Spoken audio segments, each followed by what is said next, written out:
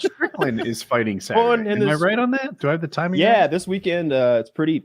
I don't know. Look kind of like a stinker of a card. Honestly, it's the Canadian card, which I think Dana feeds them shit and they just eat it. Even Sean was like a mushroom. Yeah, Sean's fighting Duplessis. Sean did a very good job, I thought, this weekend on the mic. You know, at the actual pressers. First and foremost, some guy baited him. He's like, "Hey, I'm a like Trudeau voting gay ally. You've said awful things. Go." Yeah, it's true. But then he was crying about his dad a week ago. He was crying about his dad a week ago, and then he was like, "If I had a gay son, it was weird." It's like, very hypocritical. Yeah, of course. But all that being said, looking forward to the fight. I guess I will not be paying for this one. This is a pretty real stinker. The next few cards though are crazy. You know, Max Holloway's fighting Gaethje at 300. And Jim Miller, fucking Jim Miller fought at UFC 100, UFC 200. He won this last weekend at 40 something, and he's like, you know what? UFC 300 too, Dana White, and Dana's like, yep.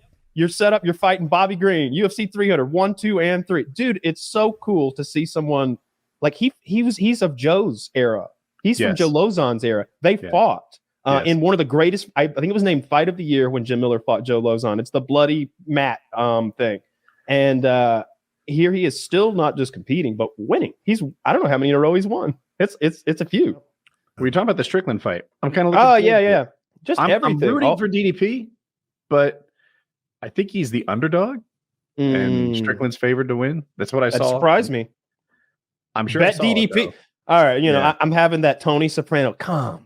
Bet on the Jets. We can't lose. Calm. You don't understand. My cousin knows the chiropractor. He's got a fractured elbow. Calm. We can't lose, dude. Betting DDP is the way here. Look, I love Sean Strickland. I want him to win, but DDP is gonna grab him, throw him down, and TKO him by round 4. Has Sean Strickland fought a good grappler? I'm not sure either, right? Like it to me, I'm a UFC fan, but going through people's pedigree is hard for me. It's like he fought nobodies. He didn't deserve the title shot, for lack of better phrasing, and then he did deserve it because he won. So scratch that. And now I'm like, oh, shucks, but what tests has he gone through on the way to the belt? DDP went through Sean Strickland a few months ago, and that's all not Sean Strickland. Who's our boy? The Kiwi, Robert Whitaker. Robert Whitaker. Yeah, I can see him. I can see like his facial hair and his like shortcut hair, but I can't fucking process his name. But that guy, I always thought is like the man to beat, and if you can get through him, like you deserve a title shot. I think DDP wins this easily, unfortunately. Which because I do love the train wreck that Sean Strickland on the microphone, and when he's wearing that belt, he gets a little more microphone time than he normally would, and I think I like that. He does, yeah. I somehow don't like Sean Strickland, but I do like him on my TV. He's interesting, and I don't know who's going to win. DDP has typically cardio issues, but he got that nose job, and apparently it's fixed his cardio. He had to breathe through his mouth from like the opening minute, and that's fixed now. I know that. They're like, look at him. He's huffing and puffing. He's like, my nose doesn't work, you assholes. Yeah. There are a few like legendary characters, and I don't know, like C-level Kane and motivated BJ Penn, and I forget what they call DDP, but like sinus Duplessis or something like that. Yeah. Well, that's offensive. That's something he can't control, and I don't like it. Well, he got the surgery. He had the surgery, so now he can breathe through his nose, and apparently it's done wonders for his cardio.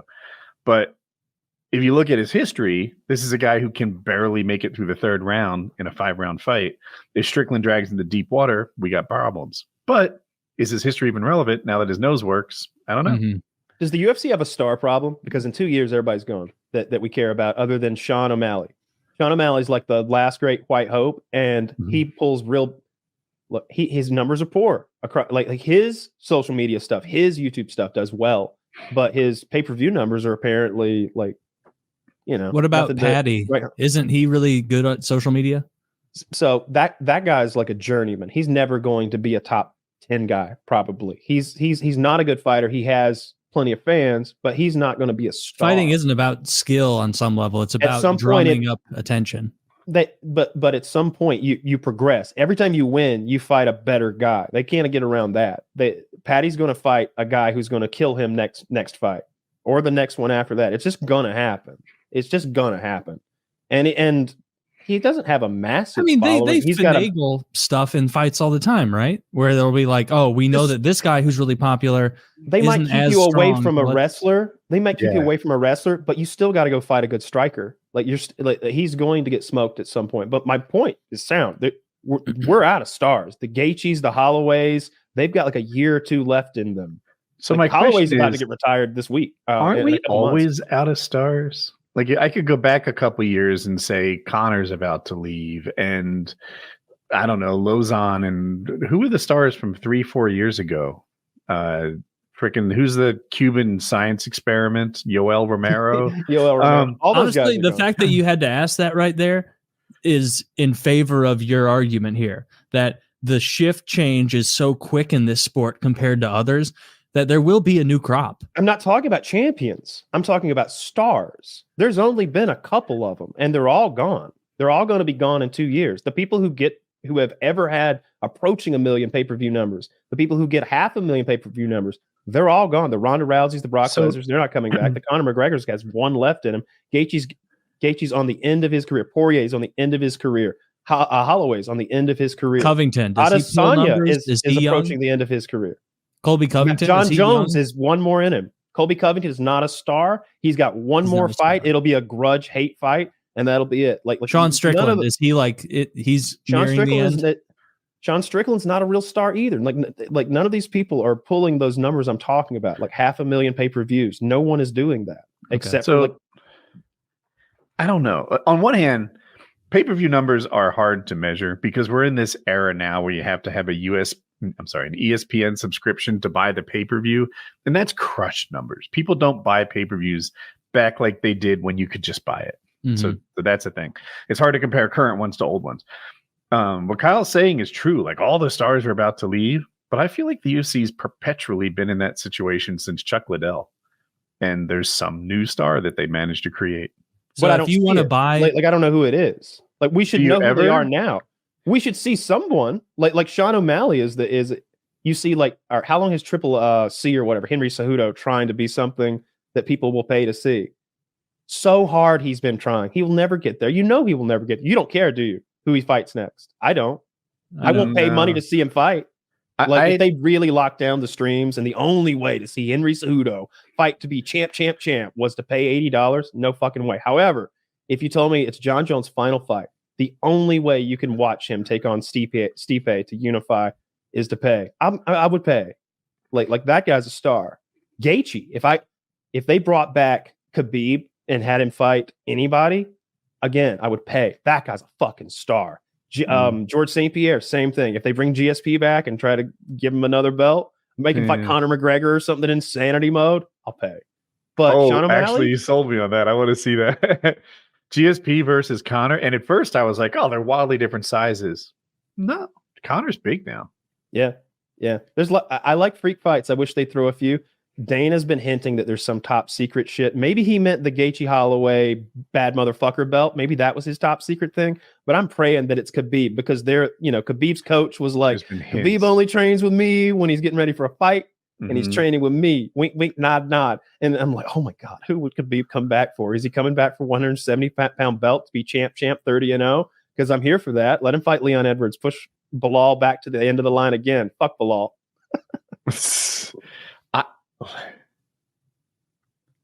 So I'm a Khabib fan, and part of me is like, don't put that at risk. Don't put that. But you're going to get your ass kicked by Leon Edwards? Are you sure you want this? I don't know how old Khabib is either. No, he'll be rusty. I don't know. I like to imagine him like Master Yoda, just always training and like getting better. And his style might be good against Leon Edwards.